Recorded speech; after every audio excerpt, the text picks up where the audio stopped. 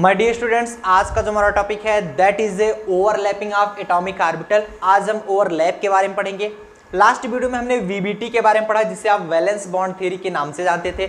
हमने वहां पर कहा था कि आने वाले वीडियोस में हम वीबीटी के बारे में और डिस्कस में चर्चा करेंगे कि कहाँ कहाँ वीबीटी अप्लाई होता है, उसे अप्लाई करके देखेंगे। बट अभी उसके बारे में चर्चा नहीं कर रहे। कारण ये है, इसके जस्ट बाद हाइब्रिडाइजेशन है। हाइब्रिडाइजेशन में वीबीटी का यूज किया जाएगा हाइब्रिडाइजेशन में, तो वहां पर हम डायरेक्टली दिखा देंगे।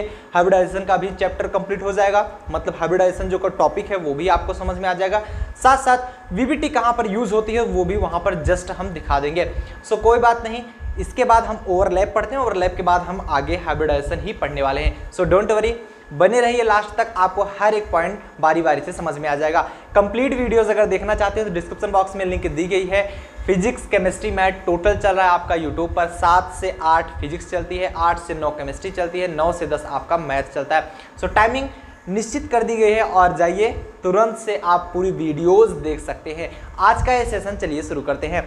आज हम बात करेंगे ओवरलैप ऑफ एटॉमिक ऑर्बिटल के बारे में। लेकिन अगर अभी तक आपने टीच स्ट्रीम का ऐप डाउनलोड नहीं किया है सो डाउनलोड कर लीजिए टीच स्ट्रीम का ऐप। बिकॉज यहाँ पर आपको जितने भी पीडीएफ नोट्स होते हैं, चाहे वो बुक पीडीएफ हो गए, चाहे वो हैंड रिटन नोट्स हो गए, या फिर जो क्लास पढ़ाई जा रही है इसके पीडीएफ नोट्स हो गए, वो सारे यहीं पर मिलेंगे टीच स्ट्रीम के ऐप पर। और जितने कोर्सेज वगैरह हैं सभी इसी ऐप पर आपको मिल जाएंगे, जिस पे भारी डिस्काउंट चल रहा है। फ्लैट 80% ऑफ अभी के लिए चल रहा है टिल 15 अगस्त के लिए। वहां पर जाकर आप चेक कर सकते हैं। लास्ट में हम इसके बारे में चर्चा कर लेंगे। चलिए बात करते हैं एटॉमिक ऑर्बिटल के बारे में। यहां पर ध्यान दीजिएगा, बारी बारी से हम चर्चा करेंगे कि what is overlapping. What is overlapping? यहां पर लिखा जा रहा है in information of covalent bond overlap of atomic orbital are of the 3 types. ओवरलैप क्या होता है समझते हो? ओवरलैप मतलब किसी भी एक एलिमेंट के दूसरे एलिमेंट से ओवरलैप होना, दिस इज ओवरलैपिंग।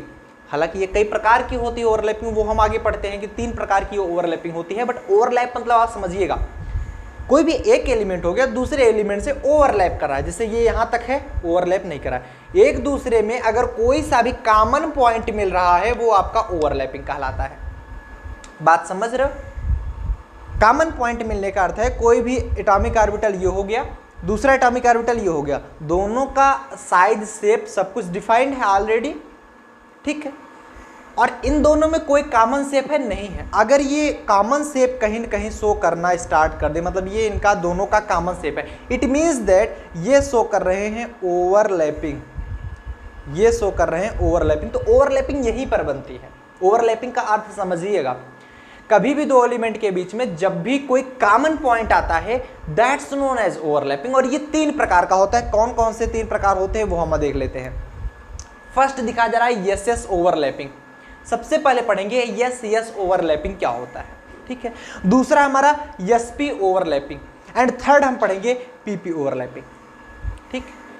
पहले तो हम एस एस ओवरलैपिंग पढ़ लेंगे, फिर हम दूसरा पढ़ेंगे एसपी ओवरलैपिंग, तीसरा पढ़ेंगे पीपी ओवरलैपिंग। ओवरलैपिंग कितने प्रकार की होती है? 3 प्रकार की। सब लोग चैट सेक्शन में लिखो ओवरलैपिंग कितने प्रकार की होती है? कितने प्रकार की होती है? 3 प्रकार की। कौन कौन से? S S overlapping, SP overlapping and PP overlapping. समझ में बात आई?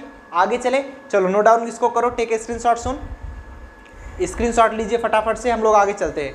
Take a screenshot. सुन, सबसे पहली हेडिंग डालेंगे एस एस ओवरलैप। चलो, S S overlapping, yes yes overlapping क्या होती है? वैसे बताने की तो आवश्यकता नहीं है, क्लास 12th में आराम से पढ़ के आए हो ओवरलैपिंग और याद होगा सभी स्टूडेंट को। बट हम लोग बेसिक से चल रहे हैं क्योंकि कोई भी पॉइंट छूट ना जाए, इसलिए हम लोग एक तरफ से आपको समझा रहे हैं। यस यस ओवरलैपिंग क्या होती है सब लोग बताएंगे एक बार।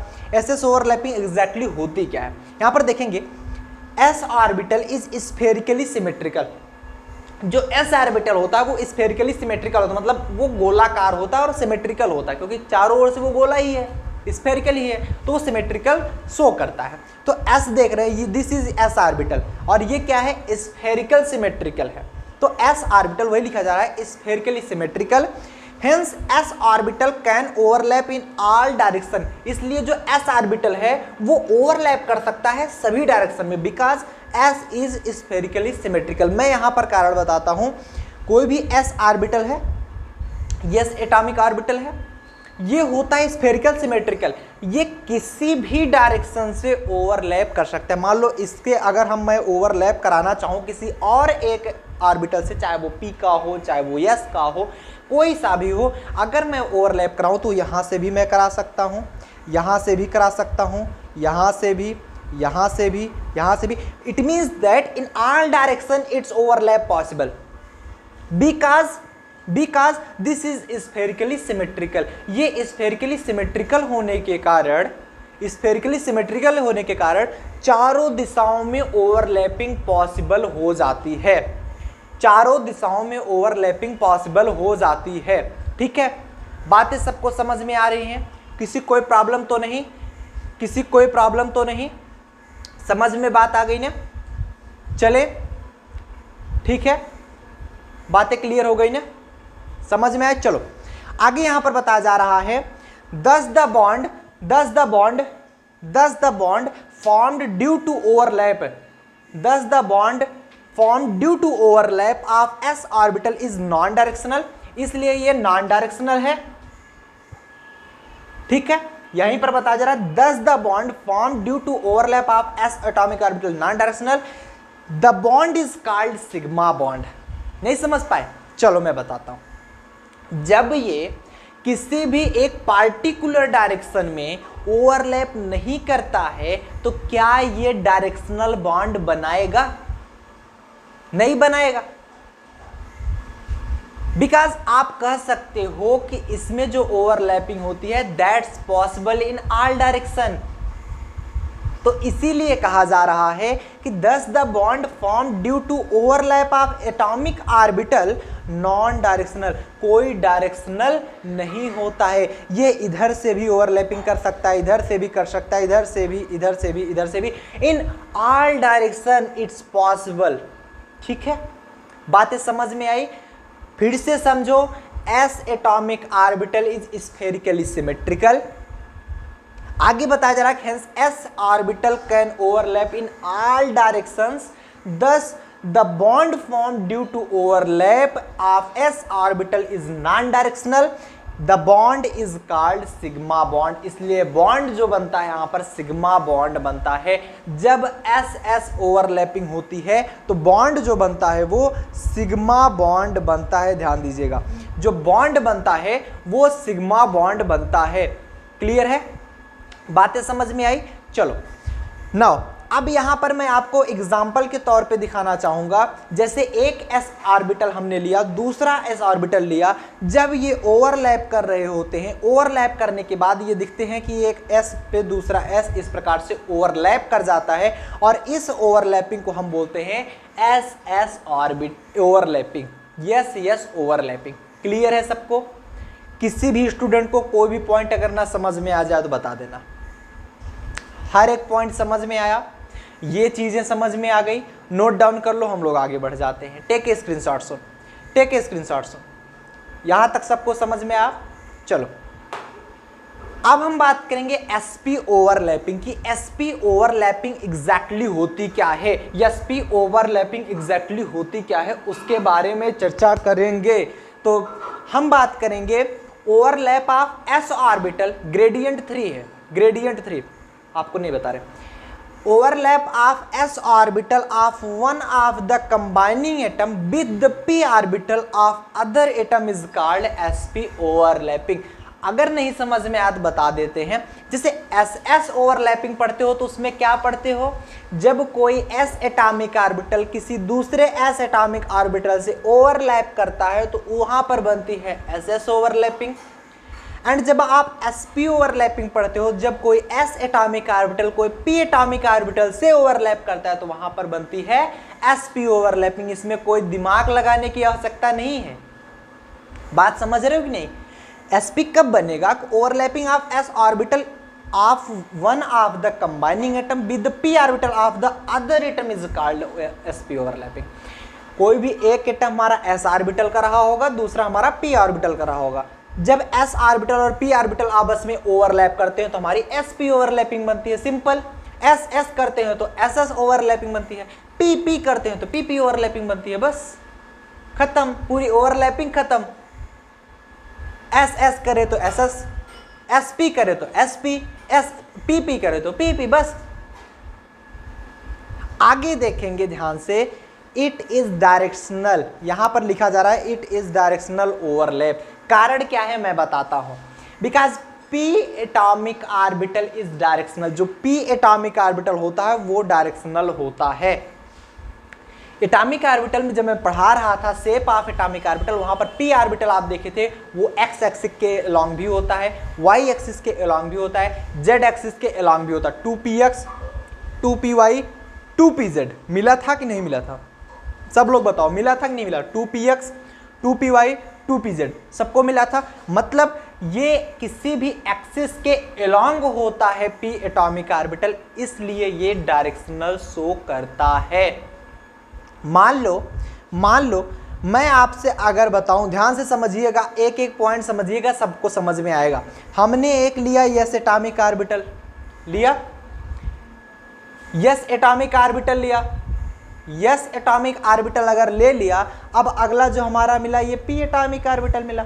अब ये वाला p एटॉमिक ऑर्बिटल किसी डायरेक्शन में होगा, स्फेरिकल नहीं है कि ये कहीं भी मिल जाए, ये किसी एक्सिस के अलोंग ही मिलेगा। चाहे ये एक्स एक्सिस के अलोंग हो सकता है, मान लेते हैं कि ये किसी एक्सिस के अलोंग रहा होगा, मान लेते हैं इसको ये एक्स एक्सिस के अलोंग रहा होगा, ये वाई एक्सिस हो गया और ये आपका जेड एक्सिस हो गया। तो किसी न किसी एक्सिस के अलोंग ही मिलेगा, या तो एक्स एक्सिस के अलोंग मिलेगा, या तो वाई एक्सिस के अलोंग मिलेगा, या तो जेड एक्सिस के अलोंग मिलेगा। It means that it show direction, ये डायरेक्शन शो करेगा, इसलिए एसपी ओवरलैपिंग डायरेक्शनल ओवरलैपिंग कहलाती है, डायरेक्शनल ओवरलैपिंग कहलाती है। सबको क्लियर हो रहा है? मतलब जब एक s ऑर्बिटल किसी दूसरे p ऑर्बिटल से ओवरलैप करता है तो एक sp एटॉमिक ऑर्बिटल का निर्माण करता है, और यह एक डायरेक्शनल होता है, इसलिए क्योंकि आप बता सकते हो p एटॉमिक ऑर्बिटल एक एक्सिस के अलोंग ही मिलता है। p एटॉमिक ऑर्बिटल आपका स्फेरिकल तो होता नहीं जो डायरेक्शनल हो, इसलिए जो नॉन डायरेक्शनल होता है p एटॉमिक ऑर्बिटल। ठीक है, चलो यहां तक क्लियर हो गया ना सबको? चलो नोट डाउन करेंगे, हम लोग आगे बढ़ते। Take a screenshot soon, take a screenshot सुन। क्लियर है? सबको समझ में आया? बहुत बढ़िया। नाउ आगे यहां पर कुछ एग्जांपल्स दिए जा रहे हैं, आगे यहां पर कुछ एग्जांपल्स दिए जा रहे हैं। एग्जांपल्स क्या है ये ध्यान से समझिएगा। ये एग्जांपल देख रहे हो ना, एक H है, ये F से ओवरलैप कर रहा है तो ये HF बना रहा है। मैं समझाता हूँ, एग्जांपल्स आपको बहुत अच्छी तरह से समझ में आएंगे। जब H F से ओवरलैप कर रहा है, देख पा रहे हैं ये X एक्सिस के अलोंग वर्क कर रहा है, दिस इज X एक्सिस, क्योंकि ये Y एक्सिस दिख रहा है और ये Z एक्सिस दिख रहा है, तो ये किसके अलोंग वर्क कर रहा है? X एक्सिस के अलोंग वर्क कर रहा है। बिकॉज आप बोल सकते हो this is your X axis, तो ये X एक्सिस में मिल रहा है, तो ये भी क्या है? एक प्रकार से डायरेक्शनल है। तो HF जो शो करता है वो sp एटॉमिक ऑर्बिटल शो करता है, और ये एक डायरेक्शनल होता है। दूसरा, अगर मैं H2O की बात करूं, H2O की बात करूं तो ऑक्सीजन, ये देखो ये है ऑक्सीजन आपका, this is your oxygen. Oxygen का स्ट्रक्चर कैसे होता है? ऐसे ही तो होता है ना। अगर H2O का देखा जाए तो ये लोन पेयर ऑफ इलेक्ट्रॉन्स बच जाते हैं, ऐसे ही तो होता है। तो आप यहां पर बता सकते हो कि जो ऑक्सीजन के इलेक्ट्रॉन्स हैं वो हाइड्रोजन से ओवरलैप कर रहे हैं। यहां पर भी sp ओवरलैपिंग ही हो रही है, क्योंकि हाइड्रोजन आपका s है, ऑक्सीजन आपका शो करता है p, तो sp ओवरलैपिंग ये शो कर रहा है। ठीक है, नेक्स्ट अगर मैं NH3 की बात करूं, NH3 की बात करूं तो ये नाइट्रोजन है, यहां पर ओवरलैपिंग है। कैसे होगी ध्यान समझिएगा। ये जो ऊपर दिख रहा है ये तो आपका लोन पेयर है, ये सभी को मालूम है, दिस इज लोन पेयर, और यहां पर एक इलेक्ट्रॉन है, यहां पर एक इलेक्ट्रॉन है, यहां पर एक इलेक्ट्रॉन है, और एक हाइड्रोजन से जाकर ओवरलैप कर जा रहे हैं।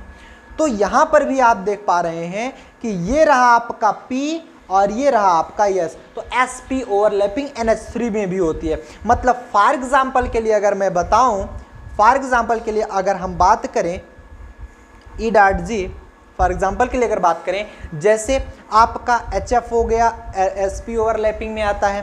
फॉर एग्जाम्पल के लिए जैसे आपका H2O हो गया, फॉर एग्जाम्पल के लिए जैसे आपका NH3 हो गया, ये सब किस में आते हैं? Examples of sp overlapping, examples of sp overlapping. बातें क्लियर हुई, समझ में आया, क्लियर हुआ? आगे चलें, बहुत अच्छे। Take a screenshot soon, take a screenshot soon, हम लोग आगे बढ़ते हैं। क्लियर है सबको? 100%? यहां तक कोई प्रॉब्लम नहीं? बहुत अच्छे। चलो नेक्स्ट, अगर मैं बात करूं पीपी ओवरलैपिंग की, पीपी ओवरलैपिंग, पीपी ओवरलैपिंग क्या होती है ये सभी लोग जानते हो। जैसे कि आपको तो पहले मालूम चल गया कि एसएस नॉन डायरेक्शनल होते हैं, एसपी डायरेक्शनल होता है, तो पीपी ऑलवेज डायरेक्शनल होगा क्योंकि इसमें 2 p ऑर्बिटल्स आ रहे हैं। तो यहां पर लिखेंगे इन this type of overlap the p atomic orbital of one atom overlap with the p orbital of another atom. किसी भी एक एटम का p ऑर्बिटल किसी दूसरे एटम के p ऑर्बिटल से जब ओवरलैप करता है तो बनाता है pp एटॉमिक ऑर्बिटल या pp ओवरलैपिंग बोलोगे आप। बातें समझ रहे हो ना कि in this type of overlap the p orbital of one atom overlap with the p orbital of another atom. This type of overlap can take place in 2 ways। मतलब pp ओवरलैपिंग 2 प्रकार की होती है। मैं समझाता हूं आपको, ध्यान से समझिएगा। पहली चीज तो समझ गए, जब कोई p एटॉमिक ऑर्बिटल किसी दूसरे p एटॉमिक ऑर्बिटल से ओवरलैप करता है तो pp ओवरलैपिंग बनेगी। और इट इज डायरेक्शनल, ये भी यहां पर पॉइंट लिख लेना कि इट इज डायरेक्शनल। ये क्या होता है? डायरेक्शनल होता है। पहली चीज इट इज डायरेक्शनल, ये बात याद रखना। क्लियर है कि इट इज डायरेक्शनल। दूसरी चीज आप कहोगे जो p एटॉमिक ऑर्बिटल होता है मतलब pp ओवरलैपिंग होती है, ये 2 प्रकार की होती है। पहली चीज तो ओवरलैपिंग समझे, ss sp pp। अब pp ओवरलैपिंग भी 2 प्रकार की होती है। सर अब क्या बात हुई? देखो समझना है एक बात, आप लोग एक बात समझिएगा हमारी। जब मैं पढ़ा रहा था ss ओवरलैपिंग, इसमें कौन सा बॉन्ड बन रहा था? इसमें बॉन्ड बन रहा था सिग्मा बॉन्ड, क्योंकि डायरेक्ट ओवरलैप हो रहे थे। जब भी डायरेक्ट ओवरलैपिंग हो, कोई सी भी ओवरलैपिंग हो, तो वहां पर सिग्मा बॉन्ड ही बनता है। मतलब कोई भी एटम्स हैं जब डायरेक्ट ओवरलैप होते हैं सिग्मा बॉन्ड बनता है। आप जब हाथ मिलाते हो तो कौन सा बॉन्ड बनता है? Sigma bond. आप अपने दोस्त से जब हाथ मिलाते हो तो कौन सा बॉन्ड बनता है? सिग्मा बॉन्ड बनता है। ये बॉन्ड मजबूत होता है because this is sigma bond. ठीक है, अब बात करें पाई बॉन्ड कब बनता है? जैसे एसएस में भी यस सिग्मा, यस पी में अगर देखेंगे तो एस और पी डायरेक्ट ओवरलैप कर रहे थे, फिर भी सिग्मा बॉन्ड बनता है। इट मींस दैट आप अगर एसपी के बारे में चर्चा करेंगे, एसपी के बारे में चर्चा करेंगे तो इसमें भी सिग्मा बॉन्ड ही बनता है। बिकॉज देख पा रहे हो ये इसके डायरेक्ट ओवरलैप कर रहा है ना, ये देख पा रहे हो डायरेक्ट ओवरलैपिंग हो रही है, तो इसमें बनेगा कौन सा? Sigma bond. sp में भी आपका बनता है सिग्मा बॉन्ड। आप समझिएगा जब इसमें हम बात करेंगे pp में, तो इसमें एक में सिग्मा बनता है, दूसरे में पाई बनता है। पाई कब बनता है एग्जैक्टली? जैसे आप अपने दोस्त से मिले, ठीक है, बात समझना। आप क्लास में पढ़ रहे हो, आपके 2 दोस्त हैं, माना तौर पे आपके 2 दोस्त हैं। एक ऐसा दोस्त है जो कि आपका सबसे घनिष्ठ मित्र है, सबसे घनिष्ठ मित्र है, होते हैं ना सबके लाइफ में एक अपना घनिष्ठ मित्र होता है। और एक ऐसा दोस्त है जो कि सिर्फ हाय हेलो के लिए होता है, माना तौर पे। तो आप जब अपने घनिष्ठ मित्र से मिलते हो तो बिना हाथ मिलाए गले लगाए जाते हो? नहीं जाते ना। पहली चीज, बिना हाथ मिलाए उससे आगे नहीं बढ़ते हो, ये तो फिक्स होता है। या फिर बिना गले लगाए आगे नहीं बढ़ते हो। लेकिन वहीं पर जो कि सिर्फ क्लास में आता है, आपके क्लास में पढ़ता है, आप क्लास में जाते हो, पढ़ते हो, उससे कभी कभी बातें हो जाती है, तो उससे जब दूर से भी मिलोगे, हाँ हेलो राहुल कैसे हो, बस यहीं तक ना, यहीं तक ना।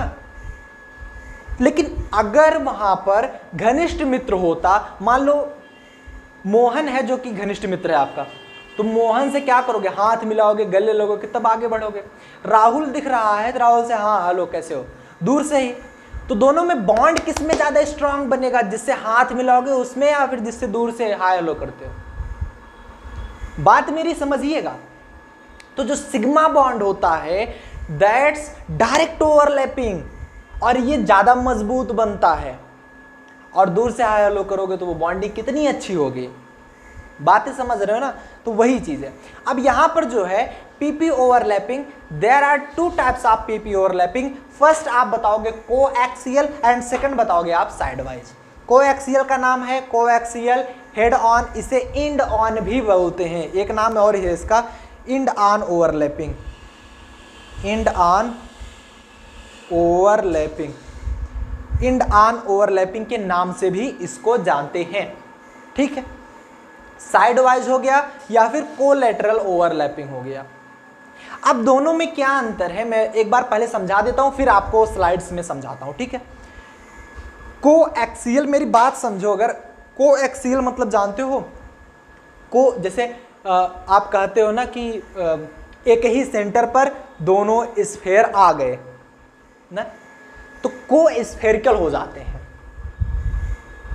ऐसे ही आप कहोगे यहां पर कोएक्सियल मतलब जब एक ही एक्सियल पर, एक ही एक्सिस पर दोनों आए, कोएक्सियल होते हैं। इसमें भी पीपी ओवरलैपिंग होती है, तो ये कोएक्सियल ओवरलैपिंग हो गई। It means that this is head on overlapping, head on overlapping होती है। और जो साइड वाइज ओवरलैपिंग होती है वो ऐसे ऐसे होती है, साइड वाइज ओवरलैपिंग, बस हाँ दूर से हाय हेलो। मेरी बात समझ रहे हो ना, मेरी बात समझ रहे हो ना। तो यही है कोएक्सियल हेड ऑन ओवरलैपिंग। मैं हेडिंग डलाता हूं फिर समझ पाओगे। कोएक्सियल बनता है तो एक ही एक्सिस पर बनता है, इसलिए यहां पर सिग्मा बॉन्ड बनता है।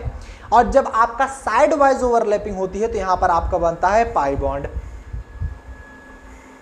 Is this clear? Is this clear?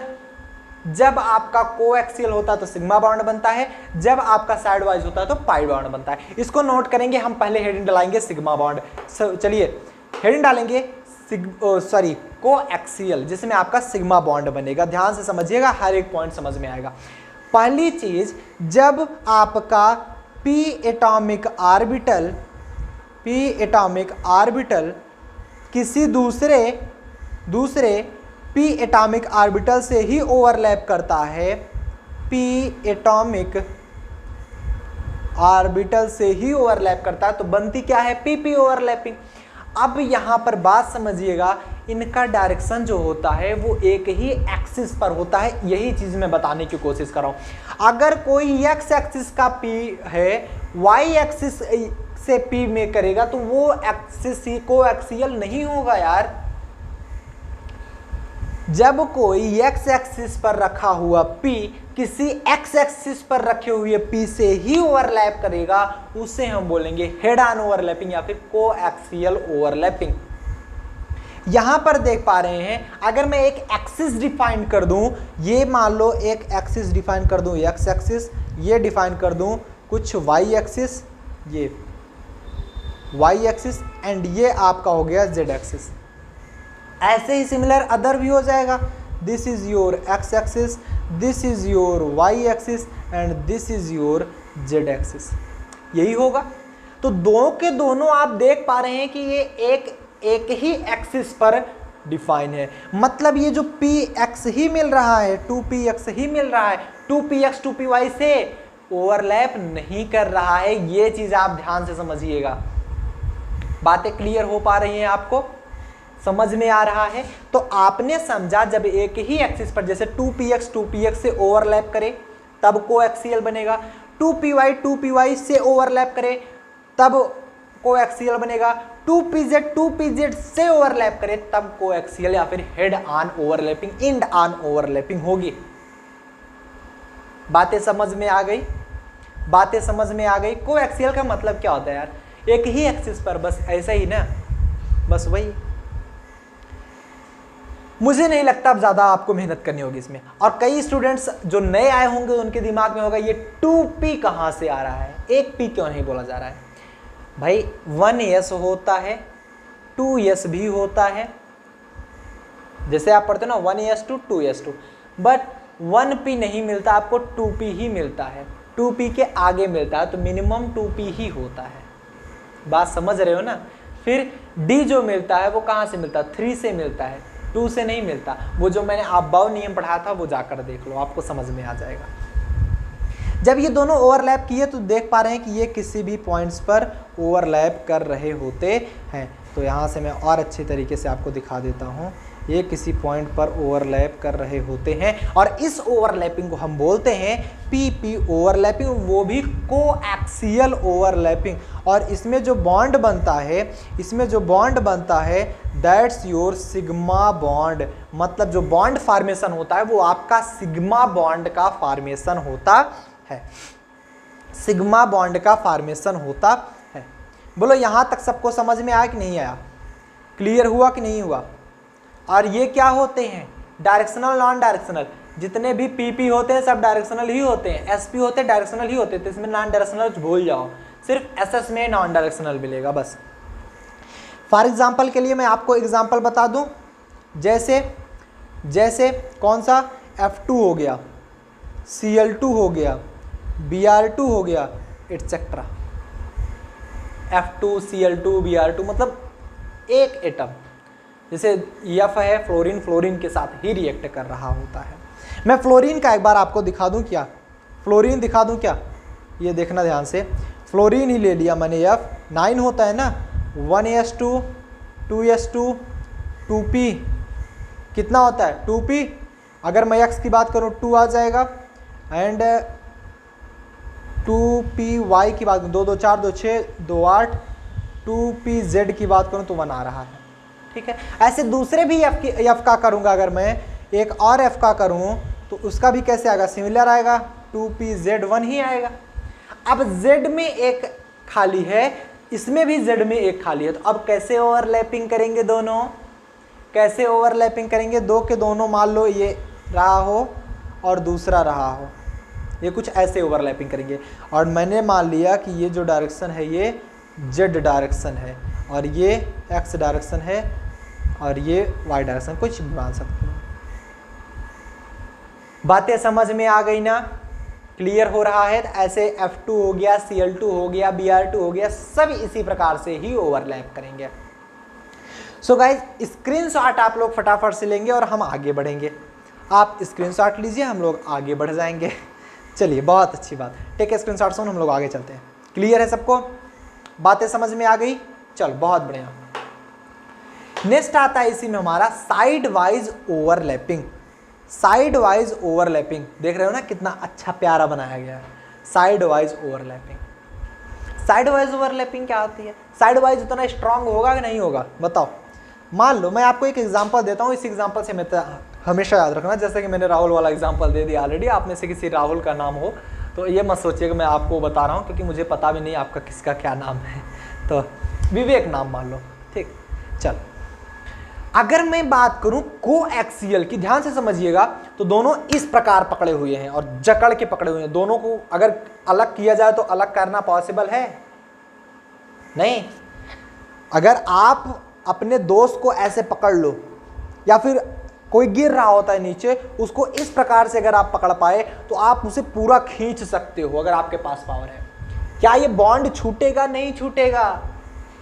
अरे यार नहीं छूटेगा, बिकॉज ये अच्छी तरीके से पकड़ा गया है ना, ज्यादा चांसेस है इसके कि वो ऊपर आ जाएगा। कारण यही है कि बॉन्ड स्ट्रांग है।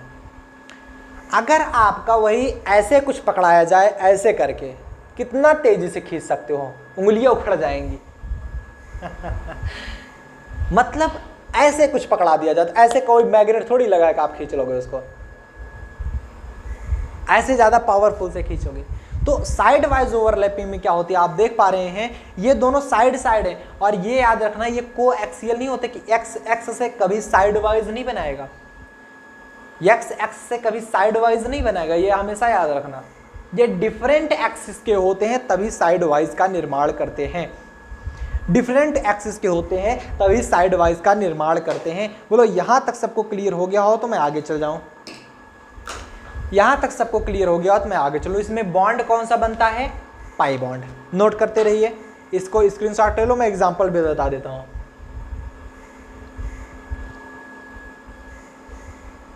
क्लियर है? समझ में आया? बताओ हाँ या ना।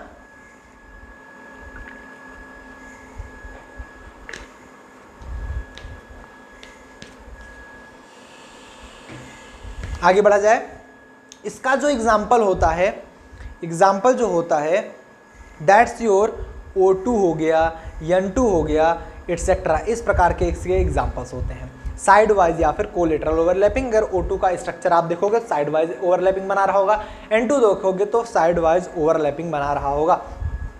साइड वाइज बनाता है तो कुछ इस प्रकार से बन जाता है जैसे ये दिखाया गया है। मतलब पहले तो ये ऐसे था गुब्बारा, ऐसे लंबा सा गुब्बारा, और ये ऐसा लंबा सा गुब्बारा। बाद में कैसे हो जाते हैं मालूम है, ये कुछ ऐसा बन जाता है, ये कुछ ऐसा बन जाता है, क्योंकि ये ऑलरेडी कुछ इस प्रकार से है, ये कुछ इस प्रकार से, तो ये मिल करके कुछ लंबे लंबे हो जाते हैं ऐसे ऐसे। बातें समझ रहे हो ना। ये क्या कर दिया सर आपने, स्ट्रक्चर खराब कर दिया, इतना बढ़िया स्ट्रक्चर था आपने खराब कर दिया। हाँ आप सही हो गया। इसमें भी कौन सा बॉन्ड बनेगा, इसमें बनेगा आपका पाई बॉन्ड, इसमें बनेगा आपका पाई बॉन्ड। याद रखना पाई बॉन्ड किस में बनता है, साइड वाइज पीपी ओवरलैपिंग में आपका पाई बॉन्ड बनता है। साइड वाइज पीपी ओवरलैपिंग में आपका पाई बॉन्ड बनता है। इतना नोट करो फटाफट से, मैं आगे चलूं। चलते हैं आगे, बात करते हैं strength of covalent bond. Strength of covalent bond, इस पर आगे चर्चा करते हैं।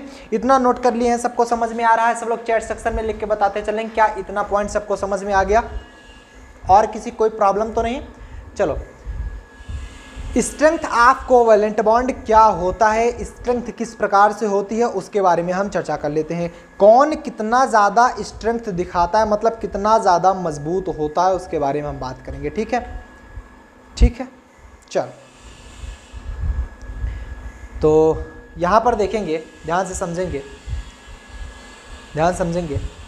स्ट्रेंथ ऑफ कोवैलेंट बॉन्ड में सबसे ज़्यादा स्ट्रेंथ कौन से बॉन्ड की होती है, सबसे ज़्यादा स्ट्रेंथ कौन से बॉन्ड की होती है, मैं बताता हूँ आपको।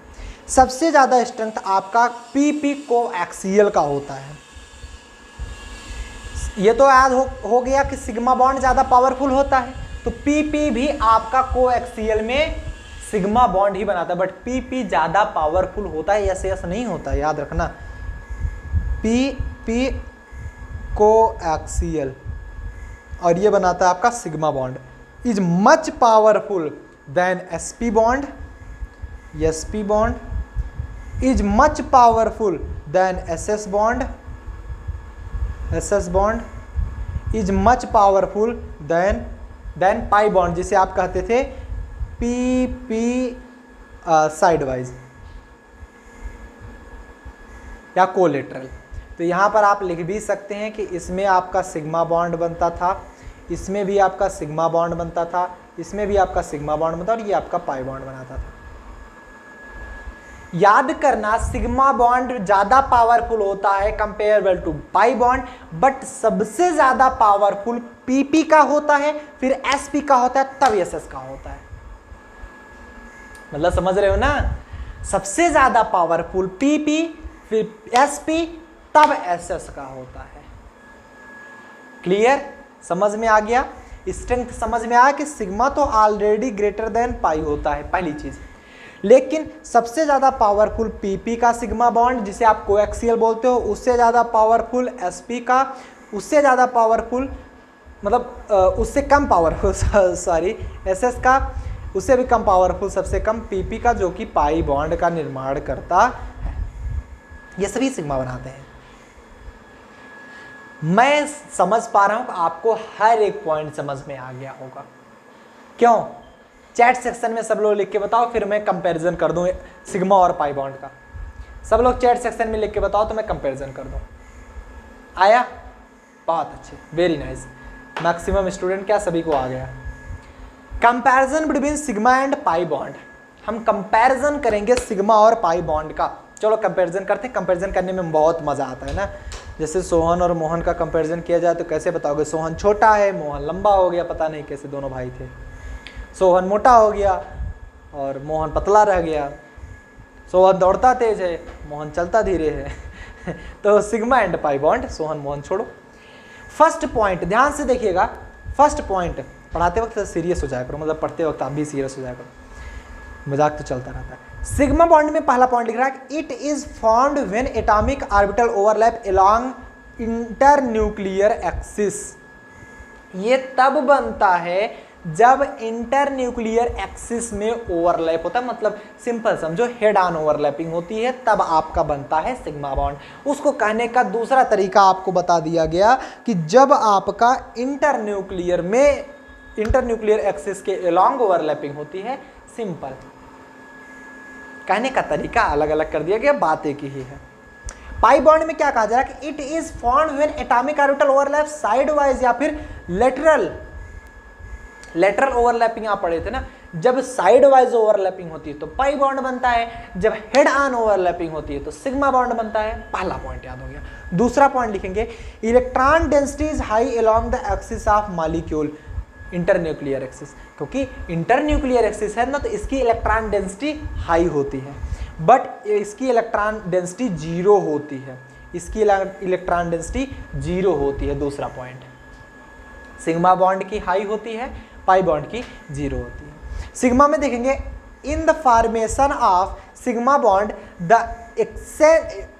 Extent of overlap is greater, hence more energy is release. मतलब समझ पा रहे हैं, जब आपके सिग्मा बॉन्ड बनता है तो जो एक्सटेंट ऑफ ओवरलैपिंग होती है, ओवरलैपिंग का जो एक्सटेंट होता है वो ज़्यादा होता है, क्योंकि मैंने बताया था सिग्मा बॉन्ड बनता है जैसे आपका S और S में बन रहा है ना, तो ये एक्सटेंशन इसका ज़्यादा है ना, S पीक में करोगे तो और ज़्यादा बनता है। ये देखो, ये P हो गया और ये S हो गया, और भी ज़्यादा हो गया, मतलब एक्सटेंट ज़्यादा होता है। जितना ज़्यादा एक्सटेंट उतना ज़्यादा एनर्जी रिलीज, उतना ज़्यादा स्टेबल और हाई पावर बॉन्ड को मिल जाती है। मतलब समझ में आ गया। पीपी में देख पा रहे थे ना, एकदम सिंपल ऐसे था ना, ये ऐसे। वैसे मेरा स्ट्रक्चर बहुत हाई है, मतलब बहुत बढ़िया मैं बनाता हूँ स्ट्रक्चर, बहुत हल्का ओवरलैप था, इसलिए ये इतना स्ट्रांग नहीं हो पाता। समझ रहे हो ना? तो यहीं पर बताओगे कि आप तीसरा पॉइंट में कि इसका जो एक्सटेंट होता है, मतलब इतना छोटा सा नहीं होता है, ऐसे खूब ढेर से होता है, ज़्यादा एक्सटेंट ज़्यादा होता है, इसलिए इसकी ओवरलैपिंग ग्रेटर होती है, और ग्रेटर ओवरलैपिंग होने के कारण इसकी एनर्जी रिलीज होती है। जब एनर्जी रिलीज होती है तो एटम्स हमारे स्टेबल होते हैं और बॉन्ड ज़्यादा पावरफुल होता है। अरे मेरी बात समझो, कोई दो बंदे हैं, मैं बीच में खड़ा हूँ, एक इधर खड़ा है, मैंने उन दोनों का हाथ पकड़ रखा है और वो दोनों चुलबुल है, नहीं भाग नहीं रहे हैं, ठीक है, एक स्थान पर खड़े हैं। मैं उनको ज़्यादा देर तक पकड़ के रख सकता हूँ कि नहीं रख सकता? रख सकता हूँ, बिकॉज वो उनकी एनर्जी रिलीज हो चुकी है, वो थक चुके हैं, वो भाग नहीं सकते। अब मैं पकड़ के रख रहा हूँ। अब कोई दो बंदे ऐसे आ गए जिनके पास खूब एनर्जी है, घर से खाना वाना खा के बढ़िया से आए हैं ना, अब ऊपर से एनर्जी ड्रिंक भी लेकर आए हैं, अब हमारे पास पहुंचे। अब मैंने उनका हाथ तो पकड़ लिया, बट अगर उनके पास एनर्जी ज़्यादा है तो वो एक जगह पर स्टेबल तो रहेंगे नहीं। पाई बॉन्ड पे ऐसा होता है, और वो हमारा हाथ छुड़ा के भाग जाएंगे। इट मीन्स दैट उसका जो बॉन्ड फॉर्मेशन हमारा और उनके बीच में हो गया वो कमज़ोर हो गया, जिसे हम पाई बॉन्ड कहते हैं। एनर्जी का रिलीजन, उनके पास एनर्जी थी, एनर्जी रिलीज करके नहीं आए थे, इसलिए बॉन्ड स्लो, थोड़ा कम स्ट्रांग होता है। तो यहां पर लिखा भी जा रहा है, in the formation of pi bond the extent of overlapping is less, hence energy is less, energy is release, come energy release, क्योंकि उनकी एनर्जी कम रिलीज थी और जो थके थे उनकी एनर्जी ज़्यादा रिलीज थी। मैं आराम से पकड़ पा रहा था। बातें समझ गए हो ना? बहुत अच्छी बात। फोर्थ पॉइंट करा, इट इज स्ट्रॉन्ग बॉन्ड। मैं इतनी देर से यही तो चिल्ला रहा हूँ ना, चिल्लाते चिल्लाते ये देखो गला दर्द हो गया। आप कैसे समझोगे? आप तो बैठ के देख रहे हो ना। मैं पानी पी लेता हूँ। And it is weak bond, pi bond weak bond होता है। अगर ये भी कोई बच्चा बोला ना तो पीटेंगे।